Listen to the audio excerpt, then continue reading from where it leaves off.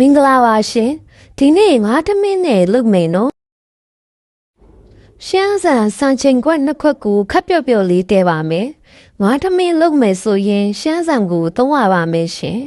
ငချင်းကိုပြုတ်ပြီးအသားနှွှင်ထားပါမယ်ရှင်စီချက်ဖို့ချက်သွန်ပြူကိုနှုံဆင်းထားပါမယ်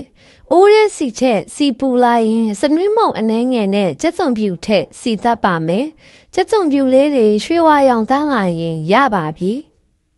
အာလူးနဲ့ခရမ်းချင်သီးကိုပြုတ်ပါမယ်အာလူးနူးလာရင်ခြေထားပါမယ်ခရမ်းချင်သီးကိုအနှစ်တိုက်ထားပါမယ်ရှင်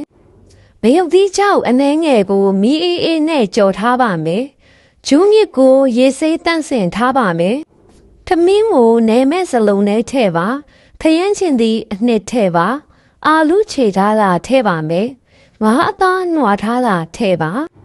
ချက်သားမုံလက်ဖက်ရည်စွန်းတစ်စွန်းပဲပုတ်အမှုန့်လက်ဖက်ရည်စွန်းတစ်စွန်းထည့်ပါစားအနှဲငယ်လေးထည့်ပါရှင်ချက်စုံဖြူစီချက်ထမင်းစားစွန်းလေးစွန်းထည့်ပါ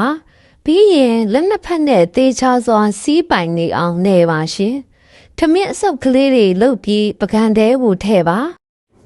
ထမင်းစုပ်လေးတွေပေါ်ကိုခရမ်းချင်သည့်အနှစ်ငါအသားတင်လိုက်ပါချက်စုံဖြူစီချက်ကလေးဆန်းလိုက်ပါရှင်